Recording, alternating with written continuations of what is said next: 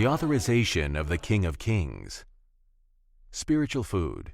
2 Corinthians 9, 6-10.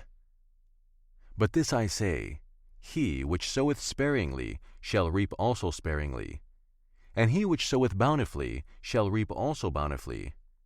Every man according as he purposeth in his heart, so let him give not grudgingly or of necessity, for God loveth a cheerful giver. And God is able to make all grace abound toward you, that ye, always having all sufficiency in all things, may abound to every good work. As it is written, He hath dispersed abroad, He hath given to the poor, His righteousness remaineth forever. Now he that ministereth seed to the sower both minister bread for your food, and multiply your seed sown, and increase the fruits of your righteousness. The importance of gratitude. Brethren, the Father has already blessed you. This is just to make it known to you that whosoever does not possess a grateful heart is not worthy of him. That is why I have come to thank the Father. Today's meeting is Education and Welfare Fellowship. Right now I have declared and given the King of Kings the authority to address all fellowships everywhere. Do not expect that the Father will come out physically, because once the King of Kings comes out, it means the Father has come out. All the blessings showered on you today are directly from the Father. Hence, I cannot add any more blessings, but instead I will assist you momentarily. Is that not the debt I owe you? You do not seek me for any other thing apart from receiving the Father's blessings. But no matter the amount of blessings showered on you, you still seek for money. For that reason, I have now come with the money. Re-examine the spiritual food. Spiritual food. 2 Corinthians 9, 6-10. But this I say, he which soweth sparingly shall reap also sparingly, and he which soweth bountifully shall reap also bountifully. Every man according as he purposeth in his heart, so let him give, not grudgingly or of necessity, for God loveth a cheerful giver. And God is able to make all grace abound toward you, that ye, always having all sufficiency in all things, may abound to every good work. As it is written, He hath dispersed abroad, He hath given to the poor, His righteousness remaineth forever. Now he that ministereth seed to the sower, both minister bread for your food, and multiply your seed sown, and increase the fruits of your righteousness. That is what I have brought unto you. You have been blessed, and I have shared in the blessings. According to that passage, whosoever plants tuber of cocoyam would expect it to multiply to have a bounteous harvest. Hence we accept good things. The King of Kings jurisdiction. The King of Kings is the one to control everything. The Education and Welfare Board is to take care of all facets of man's endeavors, including the Christ Spiritual Council of churches and others. We expect every good thing, starting from promotion to every other thing, to be straightened all over the world. Do not maintain the slogan that until the Father comes, you will not be satisfied. If I may ask, is the King of Kings not the Father? The Father in His Son has blessed us. Since you have been blessed, I have equally shared in the blessing of today, and I am filled. I only come to deliver this special message. Now I can see everybody is happy. The blessing which the King of Kings has showered on you are not from Him, but from the Father. All the blessing which ye have received here are of the Father. Do not distinguish this blessing as coming from the Son, Mother, etc. There is no other blessing aside this, as this is of the Father. The blessing has been showered on the entire world, and it is sufficient for all. Normally, today being Friday is meant for the Education and Welfare Board Fellowship. They expected the Father to appear physically, which is why the Father has come. Now I am making an introduction and declaration that whatever fellowship meeting may hold here, such should be arranged and addressed by the King of Kings. He is the one to arrange things in their normal positions. Therefore, all the fellowships starting from the women, men's, and elders to the rest should receive instructions from him. Things have been changed today.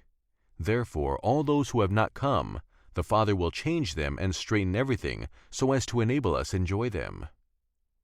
Arrangement of the fellowship. I initially arranged the Education, Labor, and Welfare Board to fall into 3 sections. The Education section is a body on its own. Welfare is on its own, and Labor taking the same shape as an independent body. But those appointed to head the fellowship protested and demanded that the three bodies be merged. They maintained that as time goes on, things would be arranged properly to suit the Father's will. But till date, nothing has been done. I had wanted education to be the body responsible for all the educational administration in this kingdom. Labor is to tackle the spate of unemployment. The reason being that I do not want any lazy man in brotherhood. I do not desire to have unemployed and unrighteous people. That section was to take care of the unemployed and grant them employment so that they can climb high and be promoted. By doing so, those promoted would then have the urge to render services unto God daily. Welfare was to take care of the widows and inculcate good behavior in them. In a situation where one wishes to marry a good wife or husband, they are the ones to look out for the best behaved ones for them. There is no cheating in brotherhood. Swindling is not wanted here. The welfare section is to ensure that all and sundry coexist in peace and liberty. They are the ones to seek freedom for people. There are no lies, deceit, cheating, and oppression in brotherhood. Welfare is to take care of all the welfare matters concerning brotherhood in the world. No matter the caliber of people, whether they are lawyers, doctors, they are the ones to look after them. Ironically, since the establishment of these sections, there had been nobody to effectively handle the affairs of this fellowship. The present sets of peace committee members are self-elected members. You can imagine a situation where one would elect himself as the head and so on. That is not how it is supposed to be. If you do not have peace in your life, how then do you think you will be able to give peace unto another? Many of them are neither married nor working, and yet they claim to be members of the peace committee. They just come together to carry out their self-interest. In the education, labor, and welfare fellowship, the welfare section is the one to look after all those things. They are to ensure that nobody goes to court. Neither formulates any court in the fellowship. Everything is to be settled indoors in the body and peace ensured. Love is the watchword. Brotherhood is organized in such a way that there is to be no sin, because this is the kingdom of God which we have so far witnessed. All our discussions are essentially here and about this kingdom. There should be no gossip. If you are a member of the brotherhood and at the same time you insult another member of the brotherhood of the cross and star outside, would that depict you as a true member of brotherhood of the cross and star? Such a person is not worthy of this kingdom. Once you insult somebody, that means you are not worthy of this kingdom. You are a thief and a robber. You got in here through the window. I do not want such a person because they would not be tolerated. Love has been preached to you daily, and the practical aspect of it all demonstrated to you. Yet you claim that you are a secretary, but at the same time abuse another person and insult everybody. You are a chairman, and yet you indulge in vices.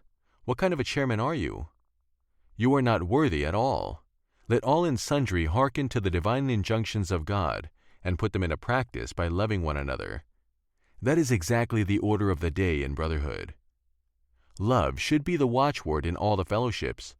If you do not humble yourselves and respect each other, then you are not worthy to be members of any fellowship in the kingdom. I would advise you to instead stay quiet.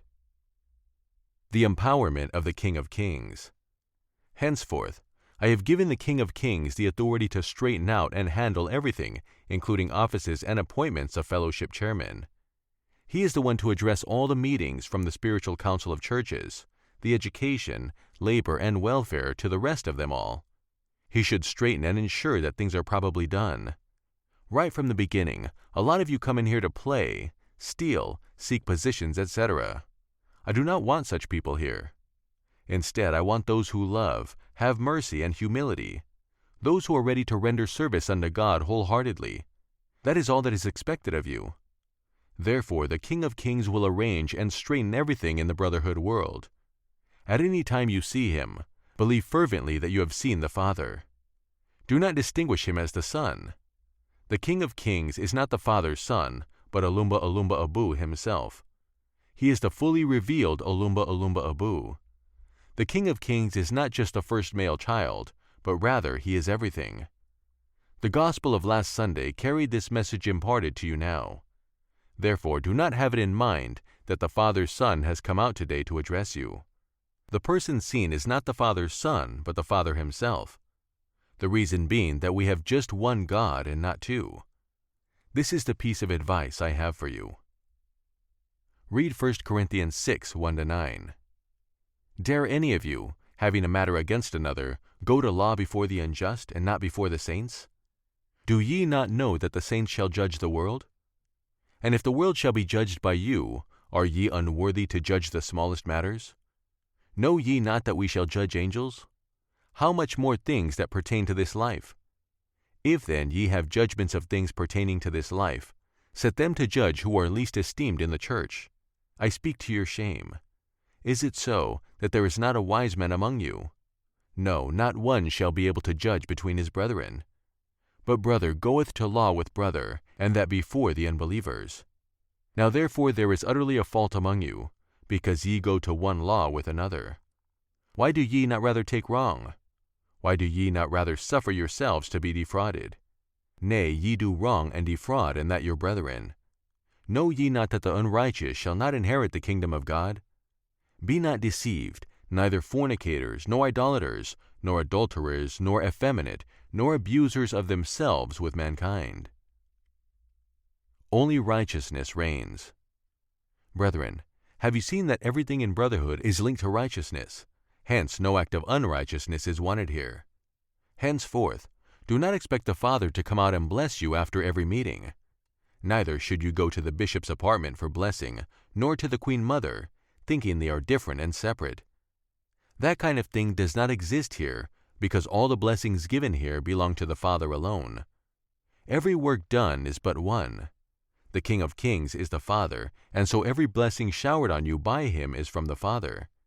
He is the one to rearrange everything. He has the authority to change you for another person who would be better if you fail in your responsibilities when appointed as the chairman of any fellowship. You would be changed if you were not active when appointed as secretary.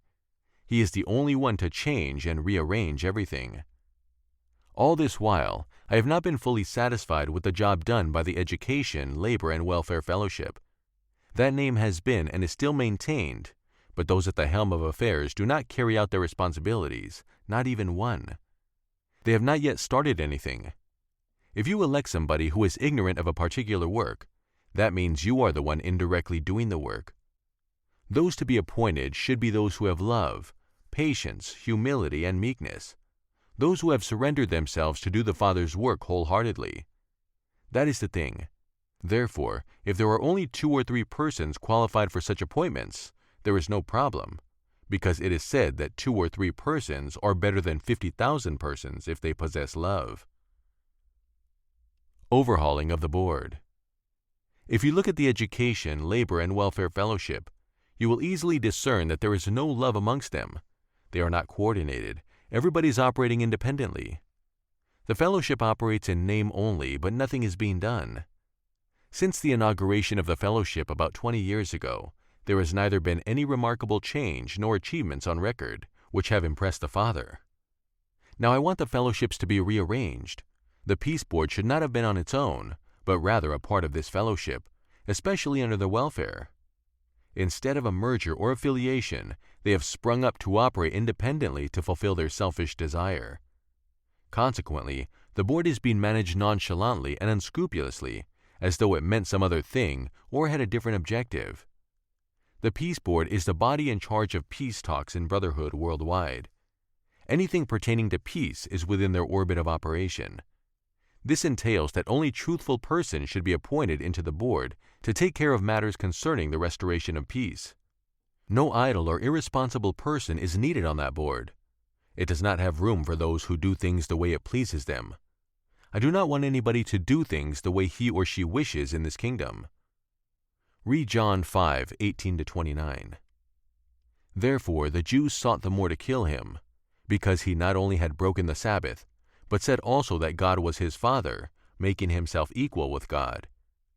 Then answered Jesus and said unto them, Verily, verily, I say unto you, the Son can do nothing of himself, but what he seeth the Father do. For what things soever he doeth, these also doeth the Son likewise. For the Father loveth the Son, and sheweth him all things that himself doeth. And he will shew him greater works than these, that ye may marvel.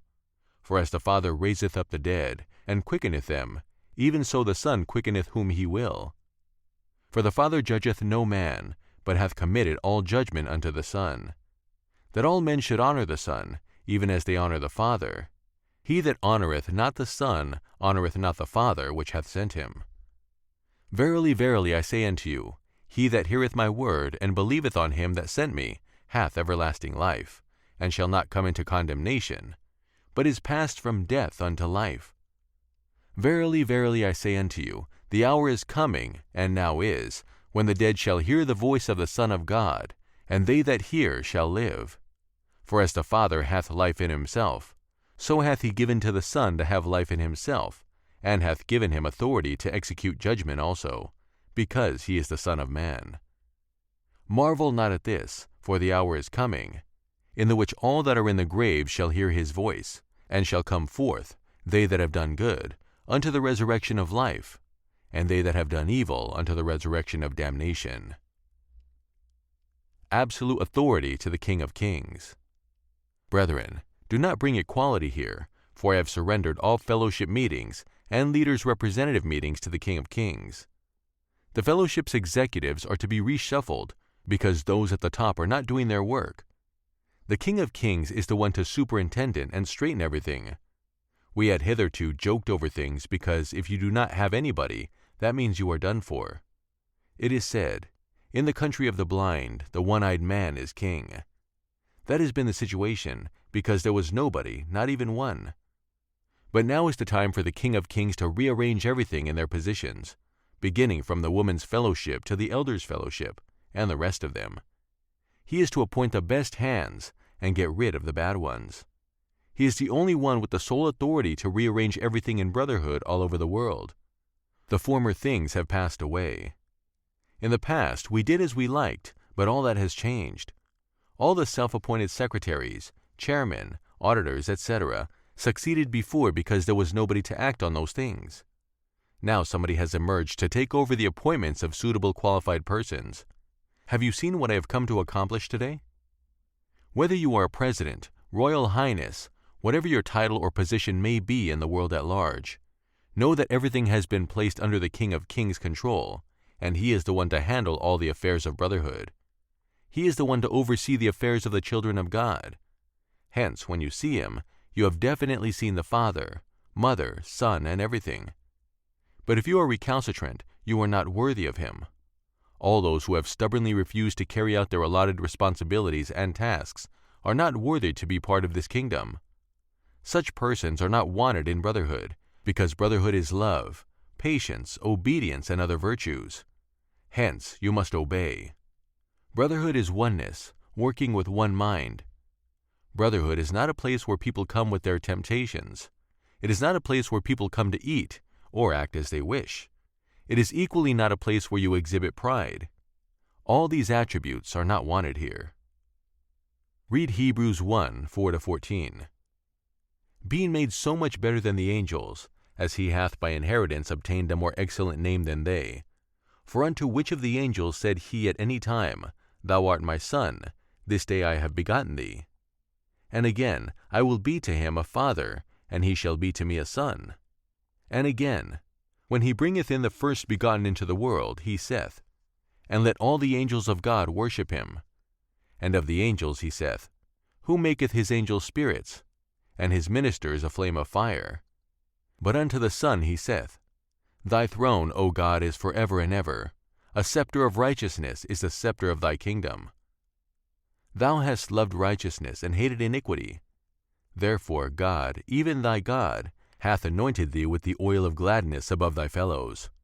And thou, Lord, in the beginning hast laid the foundation of the earth, and the heavens are the works of thine hands. They shall perish, but thou remainest, and they shall all wax old as doth a garment. And as a vesture shalt thou fold them up, and they shall be changed. But thou art the same, and thy years shall not fail. But to which of the angels said he at any time, Sit on my right hand until I make thine enemies thy footstool? Are they not all ministering spirits, sent forth to minister for them who shall be heirs of salvation? All these things are as all of you have known, heard, and seen, so that you would have nothing to say in defense in the future. A lot of you, children of God, bluntly refuse to adhere to the instructions when posted to a particular station. But I want you to know that refusing to embark on any special duty you are sent means you have unconsciously and automatically ostracized yourself from the fold, and as such, you are not worthy to be a child of God. Be you a Christ servant, witness, or bishop, if you openly refuse to go on a mission you are instructed to embark on, that would be taken to mean you have bluntly refused to take up your work or duty. Your claims that the bishop used to be my brother, that he was my little boy, or that he was my schoolmate are unnecessary here. To claim that you know him, that he is your brother in fellowship, does not come in at all. Everything is unfolding according to the plan, and he is the one who put everything on their right track. Some workers are fond of refusing to go to the stations they are posted. If you act in such a manner, just simply go home and relax. Until doomsday, you cannot be readmitted into brotherhood or become anything in the kingdom. I have put a stop to these insolent acts in this place. I do not want it. Simply call a spade a spade. If you are here to serve God, then serve God wholeheartedly. If you are not ready, then go away, for brotherhood does not seek anybody. Brotherhood does not lack people. Only one being exists in BCS. The Holy Queen Mother is right here, and all that I am saying now is because of her, so that posterity will bear me out when the time comes. Many of you in your deceitfulness and craftiness go to the King of Kings' residence to concoct stories, and when you go to the Queen Mother's residence you say something else. You are simply causing confusion by doing so. Know that the two offices have been merged into one. Only one being exists in brotherhood and not two, and that is all. The Father himself supervises all the work done here. I can openly disclose your different lifestyles, craftiness, and all the vices you commit here. The King of Kings does not know or do anything about you except the Father in him wants it done. Because I am the owner of all works, and so I know every one of you, I am aware of all the insolent acts, craftiness, deceit, theft, falsehood, fornication, and other vices you indulge in. Trials have stopped. I know you all, one by one, whether you pass in here through the window or directly through the door. I know you all. Do not try any nonsense here. Instead, remain humble. Be contented with what God has bestowed on you, and remain in your positions in happiness. Brethren, let my peace and blessings abide with the entire world, now and forevermore. Rejoice immensely, for everything is well with you. As you have seen the Father, he has blessed you. He has already prayed for you, and everything has been accomplished. All is well with you. Go. The Father is in front and behind you. Let those who have ears hear. May God bless his holy words, now and forevermore. Amen. Thank you, Father. Brotherhood of the Cross and Star by leader and teacher Olumba Olumba Obu. Compiled by George Morales.